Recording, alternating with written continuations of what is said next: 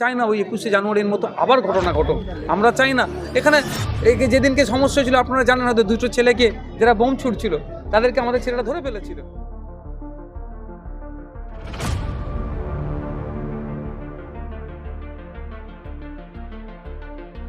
রক্তদাতাদের গঞ্জ, ভাঙড় মানে রক্তদাতাদের এলাকা, সেটাই বার্তা। ভাঙড় রক্তপাত প্রাণহানি নয়, রক্তদানই ভাঙড়ের করি। কাজ সে এইভাবে করতে পারছে না, এসের সাথে পেরে উঠতে পারছে না, এর ফলে তার ধমকে চমকে চেষ্টা করে পুলিশের একটা অংশকে কাজে লাগিয়ে ওয়েটল্যান্ডকে অবৈধভাবে বুঝিয়ে দিয়ে সেখানে প্রাসাদ সমবায় আর এইখানে আরাবুল ইসলাম সাহেব মনে দখল করে রেখে দিয়েছে।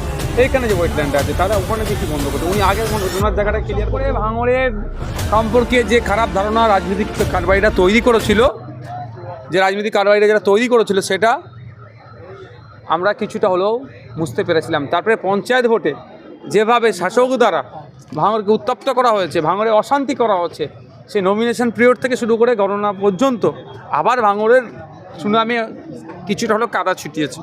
সেই জন্য ভাঙড়বাসীকে সাথে নিয়ে আমাদের অঞ্চল নেতৃত্বদের সাথে আলোচনা করে ভাঙড়ের রক্তদান মহোৎসব করে আমরা সেই দুর্নাম থেকে গুছিয়ে ভাঙড় মানে রক্তদাতাদের গঞ্জ, ভাঙড় মানে রক্তদাতাদের এলাকা, সেটাই বার্তা। ভাঙড় রক্তপাত প্রাণহানি নয়, রক্তদানই ভাঙড়ের পরিচয় হোক, এই মর্মে আমরা রক্তদান মহোৎসব করছি ভাঙড়ের 10টা জায়গাতে 10 দিন ধরে।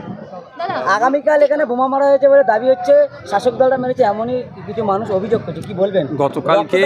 গতকালকে এই মঞ্চের অদূরেই বোমাবাজি করেছে, বোমচার্জ করে ভয় দেখাতে চাইছে। শুধু এখানে নয়, বিভিন্ন জায়গাতেও জাগলগাছি অঞ্চলেও আমাদের যেখানে রক্তদান হতো সেখানে গিয়ে ডিস্টার্ব করেছে, মারধর করেছে, চেষ্টা করছে এই ধরনের সামাজিক কাজগুলোকে ভুলণ্ডিত করা। আসলে শাসক তো সামাজিক কাজ সে এই ধরনের করতে পারছে না, এসের সাথে পেরে উঠতে পারছে না, এর ফলে তার ধমকে চমকে চেষ্টা করছে বন্ধ করার। তৃণমূলের পক্ষ থেকে বলা হচ্ছে আপনার জনপ্রিয়তা কমে যাচ্ছে, এই জন্য আপনি বিভিন্ন প্রকল্প গ্রহণ করছেন, এটি আপনি কি বলবেন? দেখুন, তৃণমূলের মতো আমাকে অ্যাটাক করবে, আমি গণতান্ত্রিক প্রক্রিয়াতে জবাব দেব। আমি কথার থেকে কাজে বেশি বিশ্বাসী, সে কাজ করে দেখাচ্ছি। 10 দিন ধরে আমরা রক্তদান শিবির করছি, তৃণমূলের কাজ হবে 20 দিন ধরে রক্তদান শিবির করুক ভাঙড় সহ রাজ্যের মানুষ উপকৃত হবে। আপনি বক্তব্যের মধ্যে বলছিলেন বেওতায় এবং বামনঘাটাতে একাধিক ওয়েটল্যান্ড বুঝিয়ে শাসক বা পুলিশের একাধিক মদতে হচ্ছে। ওয়েটল্যান্ড তো একাধিক জায়গাতে বাড়ি হচ্ছে, সেই জায়গাতে কোনো বন্ধ হচ্ছে না।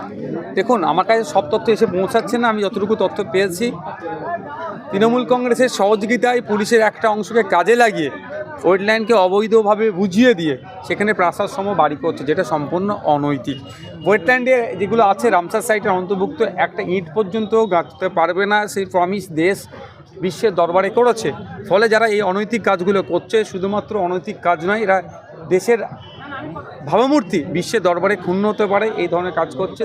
সুতরাং এদের বিরুদ্ধে আমি যেমন আইনত ব্যবস্থা গ্রহণের জন্য সিপিকে বলেছিলাম, বিধানসভায় মন্ত্রীকে বলেছিলাম, মন্ত্রী দৃষ্টি আকর্ষণ করেছিলাম, তারা ব্যর্থ হয়েছে। পরে আমি ভাবছি লিগ্যাল দিকে এটাতে কোনো কিছু করা যায় নাকি, সেই নিয়ে আমরা বিবেচনা করছি। এটা একটা বড় ধরনের কোনো এনকোয়ারি করা যায় নাকি, সেটা নিয়ে ভাবছি। আপনি এক ধরনের শাসকের রাজনীতি ঠেলে দিচ্ছেন, ঘটনাস্থলে আরাবুল ইসলাম গিয়ে মিস্ত্রিদেরকে সরিয়ে দিচ্ছেন, পুলিশের উপরে দাবি চালাচ্ছেন, আপনিও সেটাই বলছেন। দেখুন, আরাবুল ইসলাম সাহেবের খোঁজ নিয়ে দেখুন না, এইখানে আরাবুল ইসলাম সাহেব মনে দখল করে রেখে দিয়েছে। এইখানে যে ওয়েটল্যান্ড আছে তারা ওখানে দেখি বন্ধ করছে। উনি আগে ওনার জায়গাটা ক্লিয়ার করতে বলুন তো। খোঁজ নিয়ে দেখুন, আরাবুল ইসলাম সাহেব শুধু না, যারা একটু হইই করছে তারা হয়তো ভাগটা পায়নি বলে হইই করছে, ভাগ পেলে এরা চুপ করে যেত। পঞ্চায়েতে 2 পরাজিত প্রার্থী, মানে একজন তৃণমূলেরই, একজন আরেকজনের বিরুদ্ধে অভিযোগ করছে যে এ টাকা নিয়েছে, ও বলছে এ টাকা নিয়েছে, প্রকাশ্য করছে। এরা তো পরেও প্রশাসন কোনো ব্যবস্থা নেই। প্রশাসনকে তো সেই জায়গাতে রাখেনি। প্রশাসনের কাজ যেটা ল অ্যান্ড অর্ডার মেনটেন করা, দুর্নীতির বিরুদ্ধে তারা যথাযথ আইনত ব্যবস্থা গ্রহণ করা, সেই কাজে তো রাখেনি। প্রশাসনকে শুধু রাখা হয়েছে বিরোধী মিটিং মিছিল কোথায় আটকানো যায়, বিরোধীদেরকে কোথায় আটকানো যায়।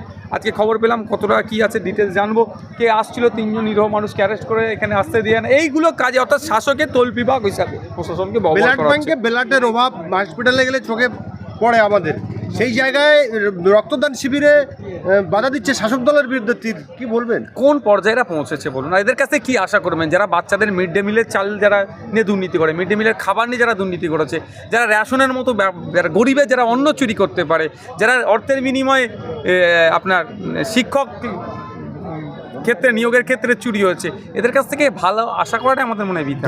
যোগ্যরা বসে আছে ধর্নায়, অযোগ্যরা চাকরি পেয়েছে, অযোগ্যদের সরানোর কথা বলছে না শিক্ষামন্ত্রী, অতিরিক্ত ভ্যাকেন্সি করে তাদের চাকরি দেবে বলছে। এই নিয়ে 22 তারিখে যে আরেকটা বৈঠক আছে সেটা শিক্ষামন্ত্রী কিভাবে সরাবে? টাকার বিনিময়ে যারা চাকরি পেয়েছে তাদেরকে সরালে তো দুটো হবে, একটা হচ্ছে কাদেরকে কত টাকা দিয়েছে সেটা যেমন ফুটে উঠবে, সাথে সাথে যারা টাকা নিয়েছে সে টাকা নিয়ে তারা আত্মসাৎ করছে, দলের মধ্যে তাহলে বিদ্রোহ হয়ে যাবে। আর টাকা তো কত দূর পর্যন্ত পৌঁছেছে আপনারা ভালো করেই জানেন। সে বিখ্যাত কণ্ঠ শোনার অপেক্ষায় বাঙালি সমাজ যে আজ অপেক্ষারত বিখ্যাত কালীঘাটের কাকু সুজয় কৃষ্ণ ভদ্র কাকুর গলা কণ্ঠ আমরা সকলেই জানি। তাহলে টাকা কোথায় পৌঁছাবে? কারো ক্ষমতা আছে, শিক্ষামন্ত্রীর ক্ষমতা আছে এটা বলার। আমার মনে হয় ঘৃণা করে না, কিন্তু সেই সবটা ভুল ধারণা ছিল। তারপরে বলবো কিছু সংখ্যক মানুষের জন্য এই দুর্ঘটনা ঘটেছিল, দুঃস্বপ্ন ছিল। আমি চাইবো না ভাঙড়ের না তৃণমূলের মানুষ আক্রান্ত হোক, না আইএসএফের মানুষ আক্রান্ত হোক, কোনো মানুষই আক্রান্ত হোক আমি চাই না। আমি চাই সবাই শান্তি শৃঙ্খলার সাথে থাকুক, প্রোগ্রাম হোক। আজকে তো আপনারা দেখলেন এখান থেকে আমি একটা কল দিয়েছি, 3 মাস পরে 3 মাস পর পর রক্ত দিলে স্বাস্থ্য ভালো থাকে। 3 মাস পরে যদি এখানে তৃণমূল রক্তদান শিবির করুক, প্রয়োজনে আইএসএফের ছেলেরা এসে রক্ত দেবে। এই সমাজ ব্যবস্থা আমরা চাইছি। আমরা চাই না ওই 21শে জানুয়ারির মতো আবার ঘটনা ঘটুক। আমরা চাই না এখানে যেদিনকে সমস্যা ছিল আপনারা জানেন হয়তো, 2টো ছেলেকে যারা বোম ছুটছিল তাদেরকে আমাদের ছেলেরা ধরে ফেলেছিল। আমি 2টো ছেলেকে আবার পার করে দিয়েছি। কার ছেলেকে? ওদের ভুল করে হয়তো ছুড়েছে, তাকে মিসগাইড করা হয়েছে বলে। তাকে আমরা কিভাবে মারতে পারি? 144 ধারার মধ্যে দেখলাম অভিষেক বন্দ্যোপাধ্যায় রাজভবনের পাশে আন্দোলন করলো। সেই জায়গায় ডিএ মঞ্চে যারা তাদের ডিএ দেওয়া হচ্ছে না, তারা নবান্নে ধর্ণা দেবে বলেছিল, সেটাই করতে দিল না, তাদেরকে কোর্টে ছুটতে হলো। কি 144 তো বিরোধীদেরকে আটকানোর জন্য এখন ব্যবহার করা হচ্ছে। 144কে তো ঠিকমতো ব্যবহার করা হচ্ছে না। এখানেও যেমন ভাঙড়ে 144 করেছিল, আমাকে আটকাচ্ছিল। আমি একজন জনপ্রতিনিধি, আমাকে আটকাচ্ছিল। যে প্রশ্নগুলো করছিলাম উত্তর দিতে পারিনি। অবশেষে কোর্টে গিয়েছি, কোর্টের রায় দেবে, তার আগেই স্যালেন্ডার হয়ে গেছে। আমরা 144 তুলে দিচ্ছি। 144টা কি? 3 জনের অধিক এক জায়গায় জমায়েত হতে পারবে না, এতটুকুই। সেখানে অভিষেকবাবু করলে, অভিষেকবাবু দলের একটা বড় নেতা, 4 দল শাসকই আছে, কোন পুলিশের আছে সাহস আছে? সেই জায়গায় পুলিশ এখন দাঁড়িয়ে আছে যে অভিষেকবাবুকে ওখান থেকে সরিয়ে দেবে। ভাইজান, এই হাতিশালাতে আজ থেকে রক্তদান শিবির শুরু হলো, 10 দিন ব্যাপী ভাঙড় বিধানসভায় হবে। সেই জায়গায় শাসক কাল থেকে শুরু করছে 10 দিন ব্যাপী বস্ত্র বিতরণ। বাহ, এই কম্পিটিশন হওয়া দরকার থেকেই শুরু হচ্ছে। বা এই কম্পিটিশন হওয়া দরকার, তো মানুষ উপকৃত হবে। আমি বলবো শাসককে 20 দিন করুক। দাদা আপনি যে ডায়মন্ড হারবারে আর রক্তদান শিবির কেন ধরুন 10 দিন করে, শুধু বস্ত্র দিলে হবে না। বস্ত্র দোকান থেকে এনে, বস্ত্র দোকান থেকে কিনে নিয়ে এসে না দিয়ে দেয়। আর সে তো প্রশ্ন থেকে যাচ্ছে, ভয় পাচ্ছে বলে এটাকে ড্যামেজ কন্ট্রোলে নামবে। বস্ত্র তো দিচ্ছে, আমি আরও দিক, ভালো কথা, কিন্তু সাথে সাথে রক্তদান শিবির যেন 10 দিন করে। কোনো জায়গায় কি শাসক ভয় পাচ্ছে নওশাদকে? নওশাদকে ভয় পাচ্ছে না, মানুষকে ভয় পাচ্ছে। আমি কে? আমি বাঘ না ভাল্লুক? মানুষও বাঘ ভাল্লুক নয়। মানুষ হচ্ছে গণতন্ত্রের শেষ কথা। মানুষকে ভয় পাচ্ছে, মানুষকে সচেতন হচ্ছে, জাগ্রত হচ্ছে, অধিকার সম্পর্কে বলছে। আইএসএফের বলার সে জায়গাটা দিচ্ছে, আইএসএফ সে প্ল্যাটফর্ম দিচ্ছে। ফলে মানুষকে ভয় পাওয়ার ফলে আজকেই তারা এই আতঙ্কিত। যারা মানুষকে জাগ্রত করছে, মানুষকে সচেতন করছে, তাদের উপর আক্রমণ নেমে আসছে।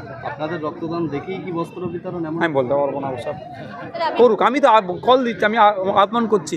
আমরা 10 দিন রক্তদান শিবির করেছি, শাসকের পক্ষ থেকে 20 দিন হোক। রাজ্যে